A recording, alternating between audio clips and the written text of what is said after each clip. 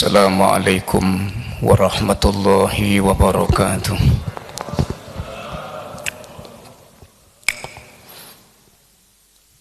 Alhamdulillahilladzi arsala rasulahu bil huda wa dinil haqq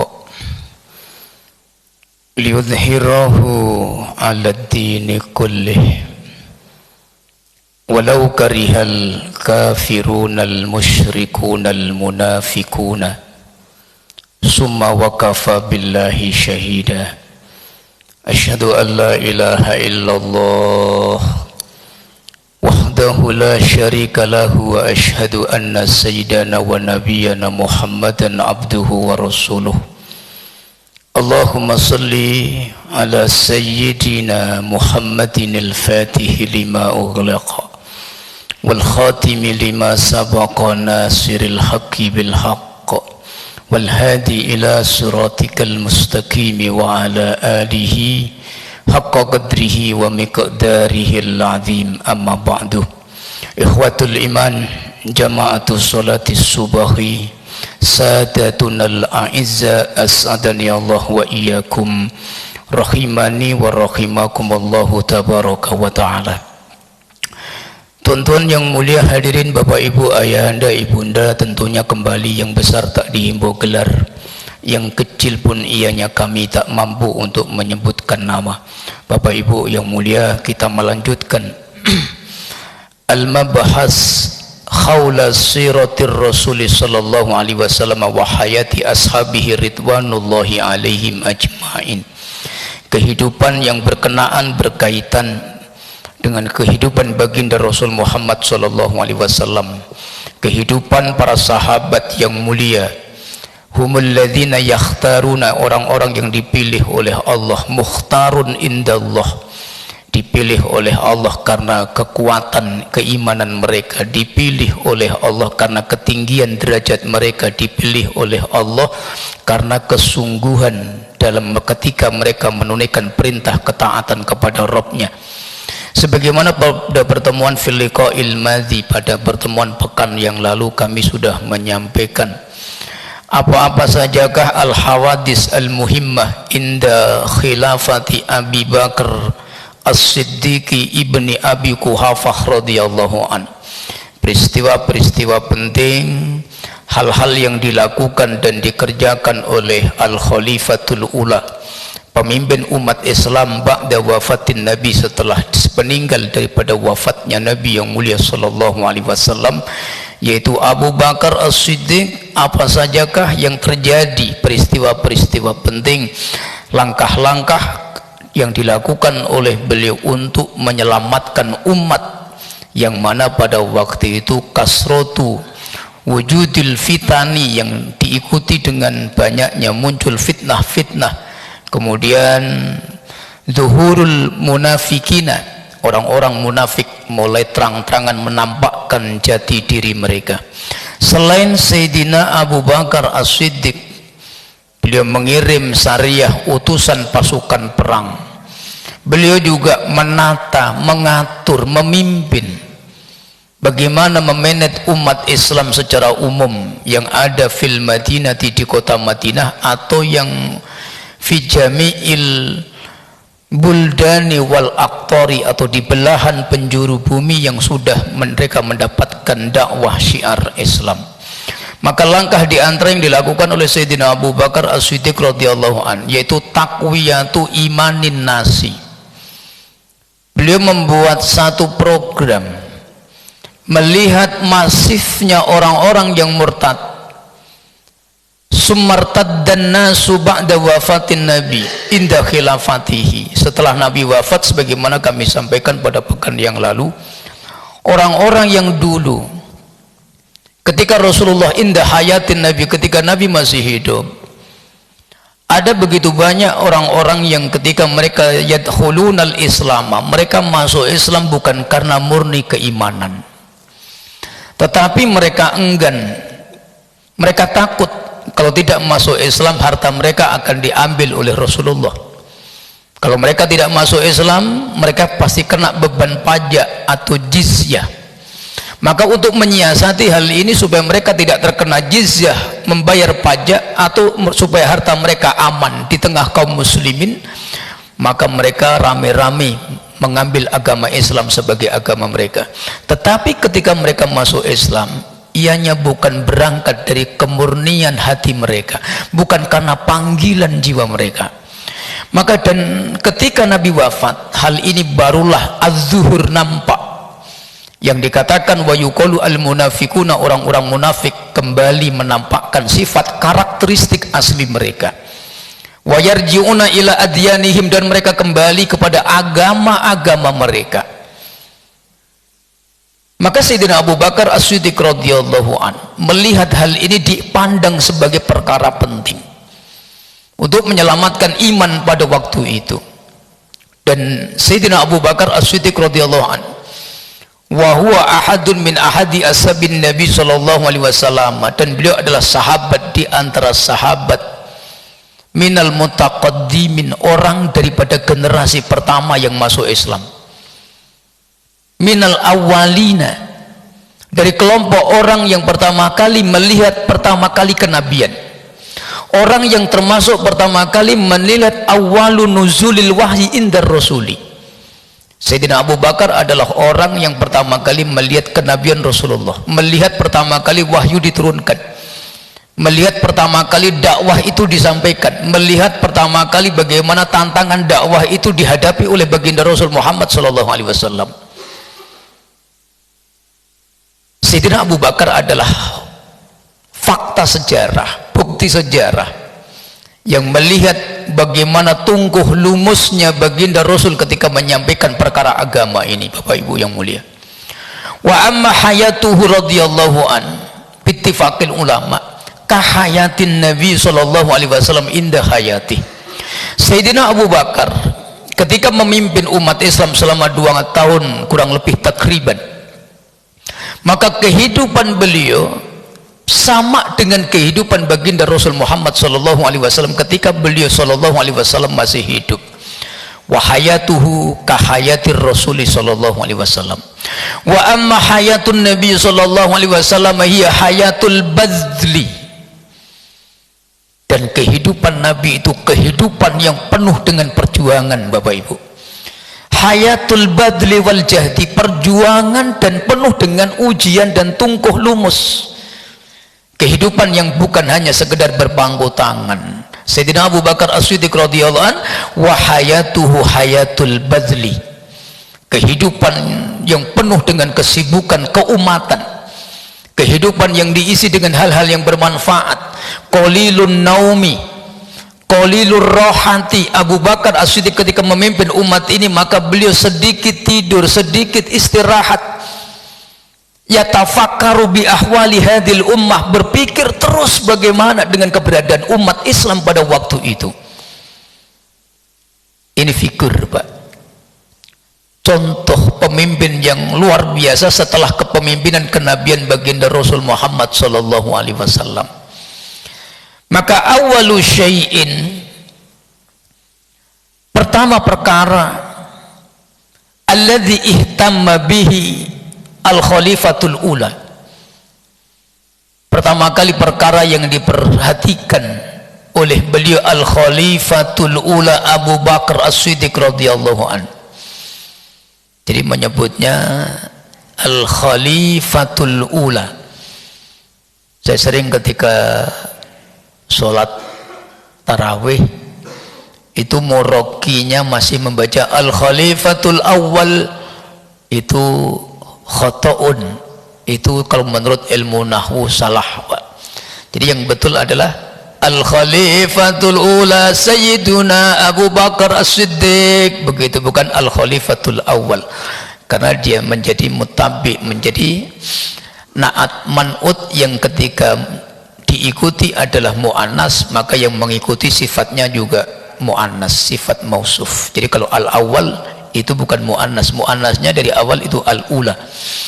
Nah, kemudian pertama kali yang diperhatikan oleh Sayyidina Abu Bakar itu adalah khirsul iman, menjaga keimanan umat Islam.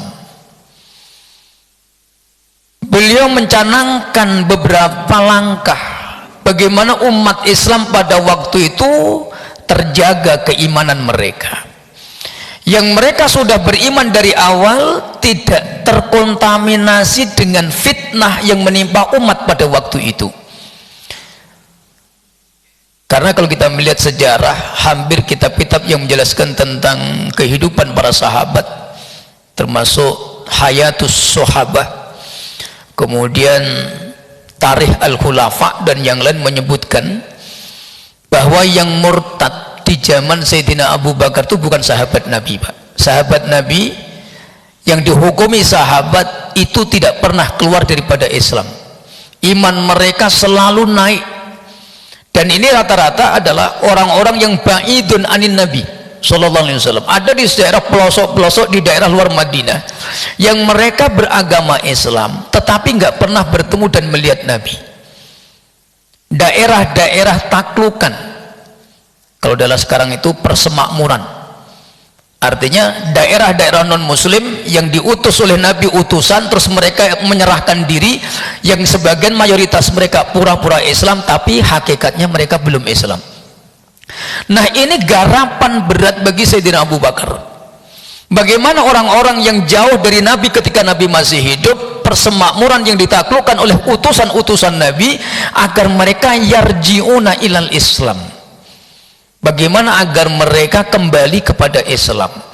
Yang sudah Islam semakin kuat keislamannya, yang murtad mereka bertobat, summa yatubu, mereka bertobat kemudian kembali yarji'u ila dinil islami. Maka ini program di tahun kedua setelah peperangan terjadi di mana-mana yang dilakukan oleh beliau. Maka program di tahun kedua beliau dalam kepemimpinan beliau, maka beliau membuat satu program mencanangkan satu majelis-majelis, dikirimkannya para hafiz-hafiz Quran, ulama-ulama di kalangan para sahabat untuk dikirim menjadi delegasi ke daerah-daerah yang terpencil, terpelosok, yang jauh awalnya dari dakwah.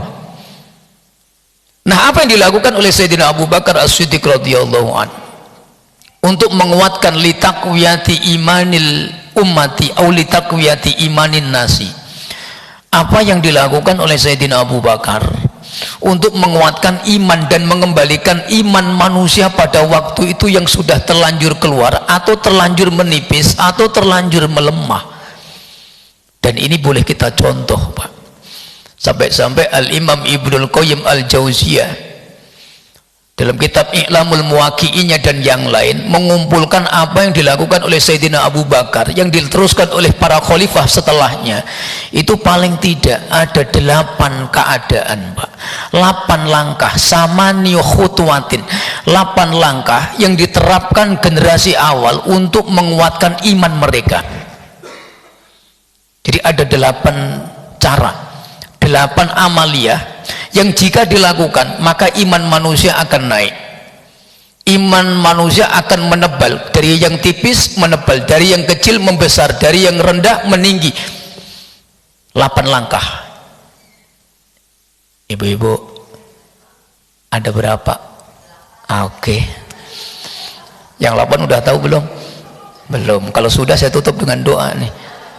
Kalau belum saya lanjutin nih. Belum kan? Oke lah. Mahya samaniyatu, apa yang dimaksud 8 khutuwatin ini? Samaniyu khutuwatin ini, Pak. Ini adalah obat syifaul ilal, ilaju dhafil iman. Obatnya lemahnya iman yang dulu pernah dipraktekkan generasi pertama ketika mengobati penyakit imannya orang lain yang mulai melemah bahkan sampai keluar dari Islam, kembali masuk Islam, kembali kuat lagi. Orang-orang yang hidup di zaman generasi pertama, di zaman generasi para sahabat. Sepakat para ulama, kalau kita melihat dari awal Bapak Ibu yang mulia, Nabi itu hidupnya dibagi menjadi 2, al-ahdul makkiyu wal ahdul madaniyu, periode Makkah dan periode Madinah. Wa amma indal ahdil makki kana Nabi sallallahu alaihi wasallam, Nabi memerlukan waktu 13 tahun, Pak, takriban, kurang lebih. Dakwah Mekah 13 tahun. Wa amma indal ahdil madani asaru sanawat. Adapun periode Madinah, Nabi menghabiskan 10 tahun, asaru sanawatin tamaman, 10 tahun sempurna. Dan Nabi wafat di tahun ke-11 Hijriah. Nah, dari dua keadaan ini dakwah Nabi berbeda. Al-farqu baina da'wati indal ahdil makki wal da'wati fil ahdil madani. Sepakat ulama, corak karakteristik dakwah Nabi ketika periode Mekah sama periode Madinah itu berbeda, ibu-ibu. Tidak sama. Wa amma sifatu da'wati rasul inda ahdil makki.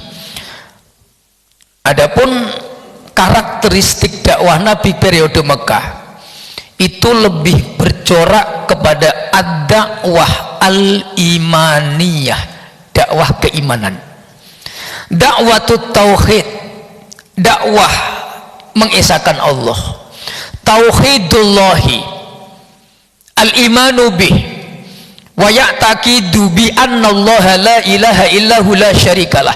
Bagaimana Nabi menginginkan menyampaikan dakwah pertama kali 13 tahun, Nabi ingin manusia memiliki keyakinan yang benar, salimun au salamatun an jami'il hurufati, selamat dari bentuk keyakinan yang menyimpang, hurufat, anisyirki waddolali, dari kemusyrikan, kesesatan dalam akidah. Itu 13 tahun. 10 tahun di Madinah, sifatu dakwati rasul indal adil madani, corak dakwah Nabi di Madinah itu ad-dakwah al-amaliyah, dakwah syariat. Kalau kita lihat sejarah, semua syariat ini makmurun indal adil madani, semua diresmikan menjadi perintah. Itu periode Madinah, Pak.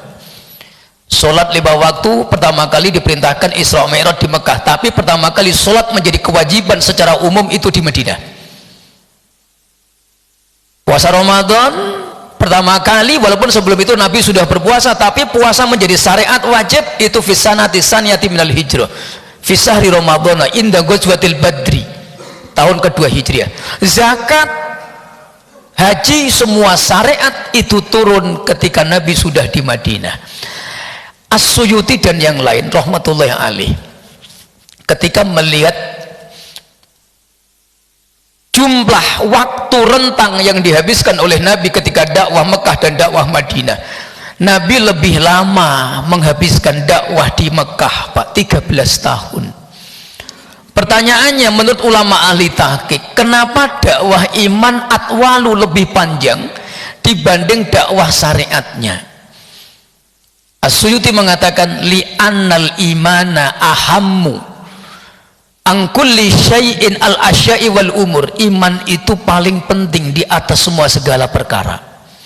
Al-imanu huwa aslun an jami'il usuli fi hadzal dinil hanifi. Bahkan dikatakan iman itu perkara pokok, usul di antara semua pokok-pokok dalam pengajaran agama ini, Pak. Maka iman, Pak. Maka Sayyidina Abu Bakar melihat pentingnya kembali menguatkan iman. Kenapa? Beliau melihat sejarah, beliau membersamai Nabi di awal Nabi pertama kali menjadi Rasul dan Nabi. Maka beliau tahu persis bagaimana Nabi begitu kuat menanamkan asas keimanan di dada manusia pada waktu itu. Cuman perbedaannya, kalau Nabi menghadapi kafir Quraisy, musyrikin Mekah, Sayyidina Abu Bakar menghadapi orang munafik dan orang-orang yang murtad setelah keislamannya. Tapi mad'unya sama, konteks tantangannya sama, mengembalikan keislaman mereka dan menguatkan keimanan mereka.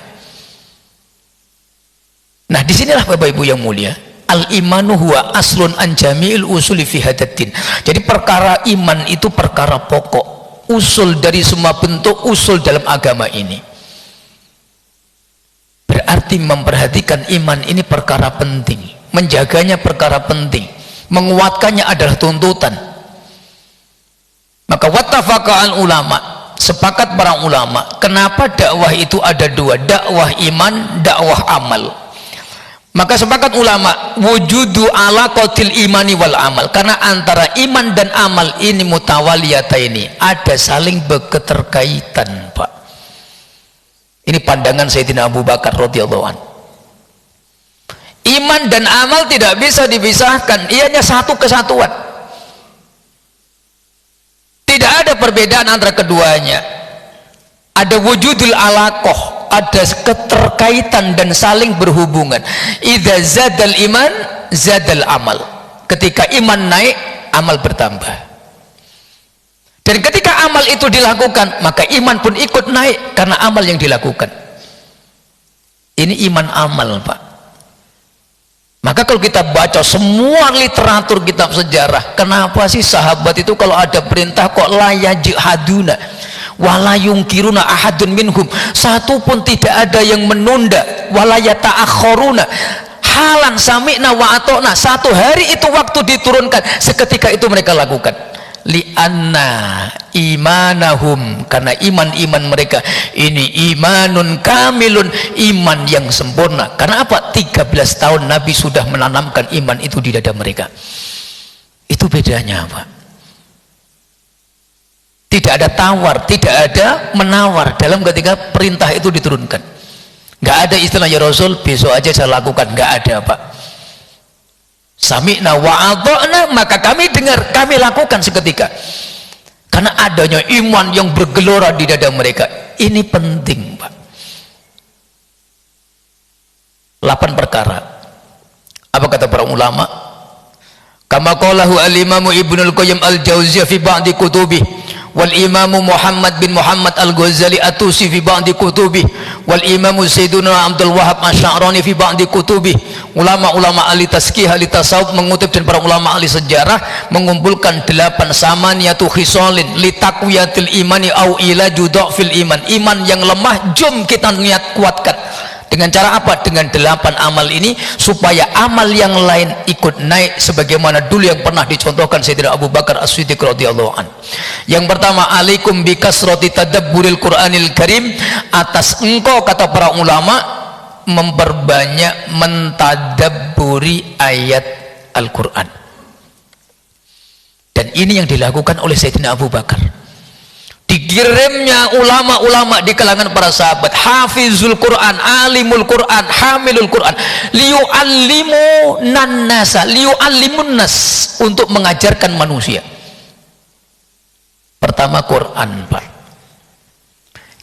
Kenapa ulama seperti Al-Imam Ibnul Qayyim mengatakan alaikum bikasrotit tadabbur, kok tidak wa alaikum bikasroti qiraatil Quran? Kenapa untuk bicara iman tidak cukup hanya membaca, kok harus ada tadabburu ma'aniha atau ma'anihi? Kenapa ada tuntutan harus memahami isi kandungan Al-Quran? Kalau untuk mencari pahala, membaca cukup. Tapi kalau untuk bicara iman, syaratnya harus paham artinya, Pak. Bisarti fahmi ma'anil Quran, harus ada tambahan syarat lagi, mampu memahami minimal tarjamatul Al-Qur'ani, terjemahnya itu minimal, Pak. Jadi syarat untuk litakwiyatil iman, li'ilaji dhafil iman, sepakat ulama itu harus paling tidak memahami terjemahnya. Makanya kita usahakan kadang-kadang kalau kita baca Quran, kita baca tanpa paham maknanya, dapat pahala. Al-muta'abbad bitilawati, al-muta'abbad biqiraati. Quran itu ketika dibaca, paham tak paham, dapat pahala. Tapi kalau kita ingin ada naiknya iman, ziyadatul iman, labudda bibahmi ma'anil Quran. Mau tak mau, tidak boleh tidak, harus ada kefahaman terhadap ayat Al-Quran. Surah Al-Anfal, Pak. Min qat'i hadil ayat, dari penggalan ayat ini disebutkan wa idza tuliyat alaihim ayatuhu zadathum imana. Allah, gitu loh, Pak, biar agak semangat dikit. Sudah semangat ibu-ibu mah diam. Wa idza tuliyat alaihim ayatuhu zadathum imana, dan ketika dibacakan kepada mereka ayat Al-Qur'an, bertambahlah iman mereka. Mereka ini khitabnya sahabat, Pak. ayat ini pertama kali yang dibacakan, disampaikan itu sahabat. Kenapa sahabat Nabi mereka ketika Al-Quran dibaca mereka bergetar dada dan beriman, itu naik di dalam diri mereka. Li'annahum ya'rifuna bilughatil Qur'an. Jawabnya gampang, Pak. Al-Qur'anu munazzalun bilughatihi lughatul arabiyyah. Al-Qur'an turun bahasanya bahasa Arab. Wan nabiyyu yatakallamu bi lughatil arabiyyah. Nabi berbicara dengan bahasa, wa ashabun nabihum yatakallamuna bi lughatil arabiyyati hatta bal afsahul lisan. Sahabat semuanya berbicara dengan bahasa Arab, bahkan afsahul lisan, bahasa Arab yang paling fasih, bahasanya Al-Quran. Jadi sangat wajar, Pak, ketika turun Al-Quran ayat wahyu dibaca oleh Nabi, bergetar mereka karena mereka paham bahasa. Pertanyaannya kita Indonesia ini, Pak, kita yang ajami ini loh, Pak, yang kita dituntut juga untuk mengetahui bahasa Al-Quran, yang bahasa Al-Quran itu bahasa Arab. Nah, ini letak maudhi'ul furqannya, perbedaan kita dengan sahabat orang Arab. Mereka bahasanya paling fasih, bahasa mereka bahasa Al-Quran, afsahul lisan. Sedang kita orang ajami, orang Indonesia, yatakallamu bilughatil Indonesia atau bilughatil ajamiyah. Kita bicara dengan bahasa Indonesia dan kita dituntut untuk tahu bahasa Al-Quran. Makanya syaratnya la budda, maka tidak boleh tidak, kita harus ngaji bahasa Arab. Makanya solusi paling bagus itu ngaji tafsir, Pak. Tafsirul Quran. Tadi malam tuh saya lihat di videonya. Jangan tinggalkan tafsir Quran, Pak.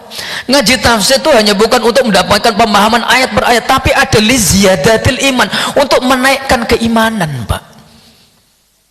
Maka ulama mengatakan alaikum bikasrotit tadabburi wala bikasrotit tilawati. Banyak membaca juga banyak memahami arti Al-Quran. Itu penting, Pak. Nah, kemudian berikutnya, wa nunazzilu minal qur'ani ma huwa shifaa'u wa rahmah. Dan kami turunkan Al-Quran itu, yaitu ianya merupakan obat dan rahmat bagi orang-orang beriman. Dari sini maka bisa kita ambil kesimpulan kenapa Sayyidina Abu Bakar membuat satu program, Pak. Di sela-sela beliau memberantas, menumpas orang-orang yang murtad, mendakwai mereka kembali, memerangi orang-orang yang enggan membayar zakat. Sayyidina Abu Bakar juga mengirim ulama-ulama dari kalangan sahabat, engkau datang ke sana, engkau berangkat ke sana. Delegasi ini liyu'allimu, untuk mengajarkan manusia akan Al-Quran, bagaimana membaca Al-Quran, bagaimana memahami arti kandungan Al-Quran. Li'anna dha'fal imani bisababi nuqsani fahmihim bil Qur'ani. Kenapa lemahnya iman mereka? Disebabkan karena minimnya pemahaman mereka terhadap Al-Quran. Itu ternyata, Pak. Karena ketika Islam itu sudah menyebar, kadang ada dua orang sahabat yang cuman berapa kali datang ke Nabi, balik ke kampungnya, terus mengajarkan apa yang ia dapat, dan itu hanya itu yang disampaikan, sehingga Al-Quran tidak seluruhnya sampai di mereka. Itu ada di daerah-daerah yang bait, jauh dari kota Madinah. Maka itulah garapan Sayyidina Abu Bakar pertama kali setelah menjadi khalifah. Di sela-sela beliau menghadapi orang-orang yang murtad, orang-orang yang mungkar, orang-orang yang enggan membayar zakat, beliau memberikan solusi, program menguatkan imannya manusia dengan mengutus delegasi ulama-ulama, pengajar-pengajar Al-Quran, membuat majelis-majelis taklim Al-Quran. Untuk apa? Supaya umat paham terhadap Al-Quran, supaya iman kembali naik dan kembali menguat di dada mereka. Jadi kalau kita ingin juga ikut iman ini naik, jom perbanyak membaca Al-Quran, perbanyak memahami isi Al-Quran. At-tadabbur bil Qur'anil Karim. Yang kedua, at-tafakkur bi khalqillahil karim. Nah, yang kedua, apa yang dilakukan oleh Sayyidina Abu Bakar dan yang lain, dan ini yang dicontoh oleh para ulama untuk li'ilaji dha'fil iman, istisyaru azamatillah, merasakan keagungan Allah itu dalam semua perkara, Pak. Orang yang bisa merasakan adanya kemuliaan Allah dalam semua ciptaannya, pasti imannya akan naik. wujudu azamatillahi fi jamil asya'i wal umur fi khalqillah. Maka dua perkara ini, at-tadabburu bi ayatillah wa tafakkuru fi khalqillah, merenungkan ayat Allah Al-Quran, merenungkan ciptaan Allah berupa makhluk. Dua ini mendatangkan iman, mengobati lemahnya iman. Merenungkan ayat-ayat Al-Quran, at-tadabburu bi ayatillah, berfikir akan ciptaan Allah, at-tafakkuru bi khalqillah. Jadi simpel Pak, dua. Nanti masih ada 6. Nah kemudian istisyar bi azamatillah, hakikatnya semua yang Allah ciptakan ini agung Pak, ada keagungannya. Dan Allah tidak malu ketika Allah menyebutkan dalam surah Al-Baqarah, ketika Allah menciptakan ba'udah, nyamuk, innallaha la yastahi ayyadriba mathalan ma ba'udatan fama fahuka, bahkan yang lebih hina daripada nyamuk. Ketika sesuatu itu hakir, menurut kita hina, tapi sesungguhnya di balik itu ada keagungan Allah Subhanahu wa taala. Maka ulama membuat kaidah, wala yasubbu khalqallah, jangan mencaci ciptaan Allah, Pak. Man sabbal khalqa au man sabba syai'an kasabbi khaliqih. Barang siapa yang mencaci sesuatu, hakikatnya mencaci penciptanya. Maka orang beriman tidak boleh mencaci ciptaan Allah. Contoh yang paling mudah Pak, ini susu dibuat oleh Pak Haji, betul kan Pak Haji? Ada yang buat tak tadi? Ada toh? Terus saya minum, terus saya bilang begini, tak enak sekali susu ini, susu tawar, nggak ada rasa, pokoknya saya jelek-jelek ini susu. Yang buat susu kedenger nih, kira-kira minggu depan dia buat susu lagi tak Pak? Saya tanya, saya ngaji lagi dikasih susu enggak? Kalau mau minum air putih Ustadz, banyak sekali cengkonek enggak. Kenapa? Saya mencaci susunya. Tapi mencaci susu berarti mencaci pembuat susu. Kalau nggak percaya di rumah, bapak-bapak punya istri tak? Sehat Alhamdulillah. Bapak coba minta tolong ke istri, yang buat nasi goreng, aku pingin nak makan nasi goreng. Dibuatlah istri itu sampai peluh keringat, menetes, panas di dapur, centang-centeng, siap nih ready nasi goreng. Bang, kau makan nasi goreng.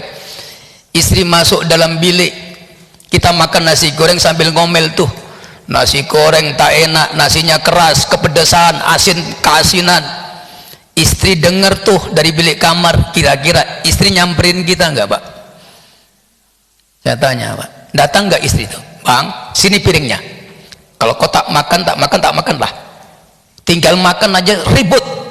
Marah nggak istri? Marah. Kita menghina nasi goreng, tapi yang marah pembuat. Itu kaidah. Menghina ciptaan Allah, maka Allahnya yang tidak terima. Sabbus syai' kasabbi khaliqih. Mencaci sesuatu itu hukumnya sama mencela sang pembuat sesuatu. Mengagumi sesuatu hakikatnya sama mengagumi sang pencipta sesuatu. Memuliakan sesuatu berarti memuliakan yang menciptakan sesuatu. Istisyaru bi azamatillah. Ini sebetulnya kajian tasawuf tauhid paling tinggi loh Pak. Cuman karena saya bawa sirah nabawiyah, ini hanya saya kasih bocoran dikit aja ini. Jadi nggak usah banyak-banyak Pak. Jadi istisyar bi azamatillah ini serius Ibu. Kalau ini kita praktekkan, yakin Pak, tidak ada suami istri bergaduh. Nggak ada istri zalim pada suami, suami zalim kepada istri. Kalau kita paham istisyar bi azamatillah. Nak marah sama istri, ya Allah, ini istriku ciptaan Engkau ya Allah. Nak komplain, ya Allah, dia pula diciptakan sama Tuhan saya ini ya Allah. Ibu-ibu pun paham. Nak ngomel ke suami ini, ya Allah, dia suamiku ini ciptaan Allah ini. Insya Allah selesai Pak. Tak ada masalah rumah tangga itu, serius Pak. Cuman kadang lupa, kalau lagi ngomelin suami, dia lupa kalau ada keagungan Allah dalam diri suami. Suami pun begitu. Ketika dia lagi berulah begitu, dia lupa kalau istri itu ada kemuliaan Allah di dalamnya. Maka begitulah ulama kita Pak. melihat sesuatu menangis, melihat sesuatu hatinya langsung ingat Allah, ingat orang, melihat orang langsung ingat penciptanya. Itulah amalan para wali-wali Allah yang dulu 14 abad yang silam pernah diajarkan oleh para sahabat, dan itulah cara Sayyidina Abu Bakar mengembalikan iman manusia yang sudah melemah pada waktu itu. Kecuali sahabat-sahabat yang mengelilingi Nabi, yang dikatakan sahabat Nabi, dan orang-orang yang jauh, yang persemakmuran orang-orang yang masuk Islam karena takut supaya hartanya tidak dirampas oleh umat Islam, mereka masuk Islam hanya berpura-pura. Oleh Abu Bakar dimasukkan lagi ke dalam Islam dengan cara apa? 8 langkah. Diajarkan Al-Quran, dipahamkan artinya, diajarkan tauhid dan tazkiyah dalam kehidupan mereka. 2, masih berapa Pak Ji? 6 6 lagi, nanti PR lah Pak, kapan-kapan kita lanjutkan. Baik, demikian. Hadanallahu wa iyyakum. Billahi taufiq wal hidayah. Assalamualaikum warahmatullahi wabarakatuh.